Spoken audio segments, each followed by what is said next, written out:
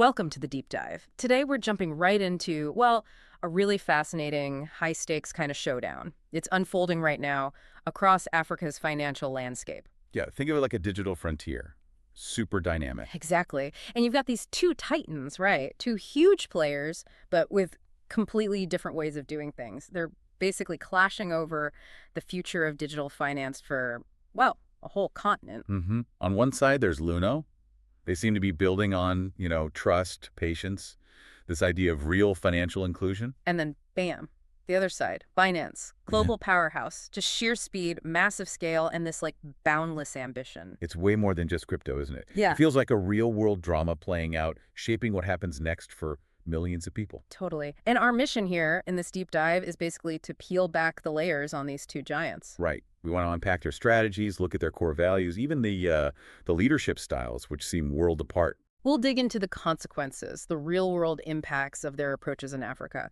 Why is Africa such a hotbed for crypto anyway? And we'll uncover some, frankly, heroic efforts alongside some pretty big, costly mistakes. There are definitely lessons here. Yeah, crucial lessons for anyone watching these high-growth, kind of volatile markets. Definitely. Okay, but before we get into the thick of it, just a quick but really important disclaimer. Yes. Our understanding, everything we're talking about, it's all based on what's publicly out there. News reports, official statements, public records, that kind of thing. We can't know every single behind-the-scenes detail, obviously. Nobody can. But we're aiming to give you the clearest picture possible based on the available information. Okay, let's do it. So to really get this clash, you kind of have to go back to the beginning, right? The founders, the moments that shaped them. Absolutely. Let's start with Luno. Their vision of making crypto accessible. You got to rewind to 2013. Marcus Swanepoel. This guy had serious experience. Morgan Stanley, Standard Chartered, an in-seed MBA. He's at a conference in Silicon Valley, and boom, he encounters Bitcoin. And it wasn't just like, oh, interesting tech. No, not at all. For him, it apparently sparked this immediate, pretty profound vision. A vision that really became Luno's whole DNA, almost. Yeah. He saw more than just digital money, didn't he? Exactly. He saw a tool for empowerment, for bringing financial access to everyone, everywhere. That was the core idea. So he gets together with Timothy Stranix, Peter Hines, and Karel Van Wyk. Co-founders. And they launched BitX right there in Johannesburg. Yeah. Their mission was like super clear from day one. There's that quote from Marcus, right? Our aim was to build a platform making crypto accessible to everyone, anywhere. That says it all, really. It wasn't just a tagline. It was their guiding principle. And BitX became Luno, expanding steadily. Not just Africa, but Europe. Southeast Asia, too. Yeah, methodically. And a huge piece of their strategy right from the start was education. User education. Marcus kept saying that, didn't he? Something like, adoption takes patience. He did, constantly. And, for strategists looking at emerging markets, that's powerful. It shows the strength of being patient, inclusive, focusing on education first. It's a long game. Deliberate, not the usual move fast, break things Silicon Valley mantra. Not at all. It's about building trust from the ground up, which, as we'll see, is a massive contrast. Okay, let's pivot then to Binance, because, yeah, their path seems almost the polar opposite. Completely different story. Fast forward to November 2023. That's when Richard Teng takes over as CEO of Global Operations. And Teng isn't just some random exec. He comes with serious regulatory background. Oh, yeah. Big time. Former regulator with Singapore's MAS, the SGX exchange, Abu Dhabi's ADGM. He brings, gravitas, regulatory street cred. And his stated mission seems to be all about compliance. Pretty much. He's been open about it. Quoting him, "We acknowledge past shortcomings. Now our goal, sustainable innovation wrapped in compliance." Okay, but the challenge there, it's huge, isn't it? He inherited this massive global machine that was maybe built more on speed and ambition than careful, nuanced growth. That's the core tension, exactly. Luno built slowly, locally. Binance exploded globally. Teng's job is kind of like trying to rebuild the foundations of a skyscraper while it's still being built higher. Yeah. For strategists, it highlights that fundamental conflict, super fast expansion versus the absolute need for solid regulatory compliance. Tough balancing act. So let's talk about the battleground itself, Africa. Right. Why Africa? What's driving this crypto surge there? Well, the factors are really powerful and very human. You've got widespread inflation just eating away at people's savings. Right. There's a massive need for remittances, sending money home across borders affordably. That's critical for so many families. And then just general economic instability in key places like Nigeria, Kenya, South Africa. Exactly. These aren't abstract economic concepts for people on the ground. It's their daily reality, a struggle, often. Yeah, I saw an analyst quote that put it perfectly, something like, in markets like Nigeria, crypto acts as a hedge and a path to financial inclusion. That nails it. For many, it's not just speculation. It's become a lifeline, a way to protect value, send money cheaper, access services banks might not offer them. Especially if trust in traditional systems is low, this new digital thing looks pretty attractive. Incredibly I compelling. mean, into that environment, Binance makes this absolutely explosive entrance. Explosive is the right word. The numbers are kind of staggering. Between 2021 and 2023, there's like 151 million visits. Wow. And get this, 11 million of those were from Nigeria alone. That's not just dipping a toe in, that's making a massive splash. A splash that definitely got noticed. By users, sure, but Oh. also by the authorities. Oh, absolutely. And that set the stage for something really dramatic. The Nigerian crackdown. This is February 2024, right? February 26th, yeah. Two Binance executives, Tigran Gambaryan and Nadeem Anjarwalla, basically get detained by the EFCC, that's Nigeria's Economic and Financial Crimes Commission, almost the minute they land in Abuja. And the charges were serious. Money laundering, tax evasion. Tied to about $35 million in Naira trading, specifically. Yeah. This wasn't just a slap on the wrist. It was a major escalation. Sent shockwaves, really. And then the story got even wilder. Anjarwalla actually escaped custody. Yeah, managed to escape. Gambaryan, though, he was transferred to Kuje prison.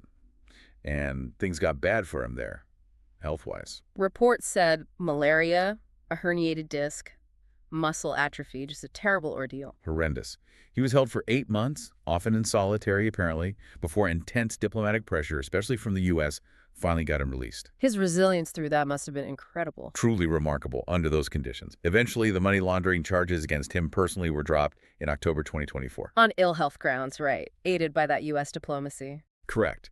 But, and this is really key, while Gambaryan is free, the legal case against Binance, the company, that's still very much ongoing in Nigeria. So the takeaway for strategists here is pretty stark. Absolutely. It screams about the massive risks of operating without really understanding the local regulatory landscape Yeah. and the very real personal costs when corporate legal fights go wrong. Regulators aren't just handing out fines here, they're making arrests. Exactly. High stakes. Which brings us right to the heart of this strategy clash.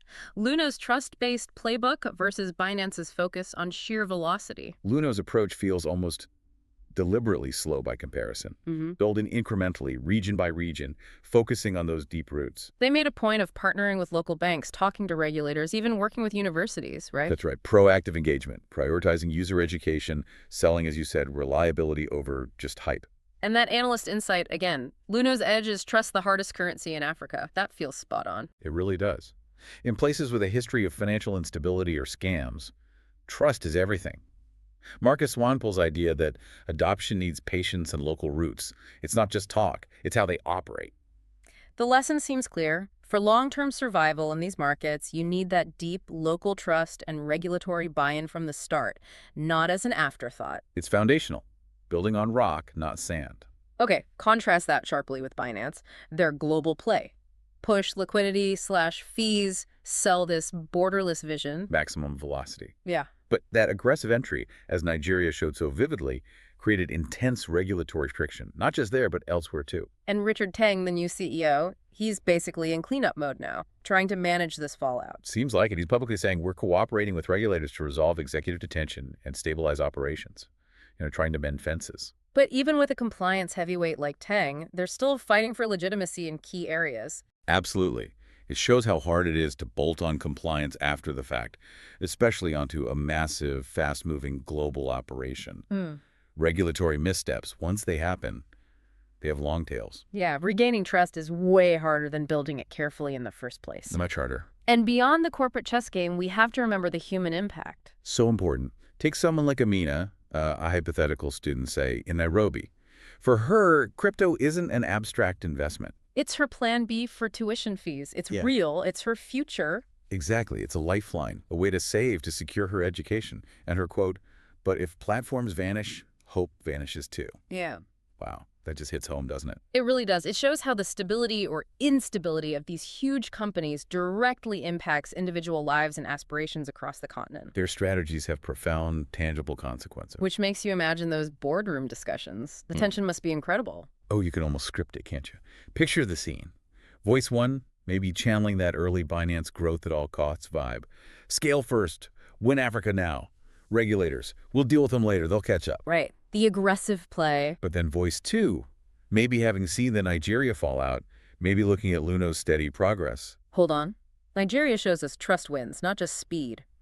Your approach gets our people jailed and our operations frozen. That hypothetical clash just perfectly captures the dilemma, right? Rapid growth versus sustainable, compliant operations. It really does. And it hammers home how vital it is to tailor your strategy locally, not just impose a global template everywhere. That's a lesson learned the hard way, it seems. Very expensive lesson. So, where are we now? What's the current state of play? Well, Gambarian is free, thankfully. Right. A human resolution there, at least personally. But the corporate case against Binance in Nigeria drags on. Still a major cloud. Definitely. Meanwhile, Luno keeps doing its thing. Methodical expansion, new local launches, quietly building, brick by brick. In Binance, they're trying to figure out their next move, right? A regulatory pivot, trying to regain trust and stability. Exactly. Plotting the path forward, trying to reestablish legitimacy. So, the future. Who wins? Which model prevails in Africa? It genuinely feels like it hangs in the balance. It's fascinating because you see these two totally distinct philosophies playing out in real time on this huge continental stage. Trust versus scale. Inclusion versus velocity. It's a fundamental clash. And the outcome will say a lot, not just about Africa, but about how these technologies and global businesses navigate complex markets everywhere. So for now, they're both still in the race, each learning, adapting, facing their own massive challenges. And ultimately, it's Africa's economy, Africa's people, who hold the checkered flag in this contest. Something definitely to keep watching. Absolutely. A story that's... You've been listening to Empire and Legacy, African Business Chronicles. Our hosts are Zuri Mwangi and Kwame Adeyemi. If you enjoyed today's episode, be sure to follow us on LinkedIn, WhatsApp, X, Instagram, and YouTube. All links are in the show notes. Subscribe to the podcast on Spotify, Apple, or your favorite podcast platform, and share this episode with fellow business leaders. We're back each week, sharing more stories about the exciting business rivalries shaping the future of business across Africa. Empire and Legacy is essential listening for business professionals and leaders. Be sure to subscribe to be the first to know when new episodes are released. Until next time, stay tuned.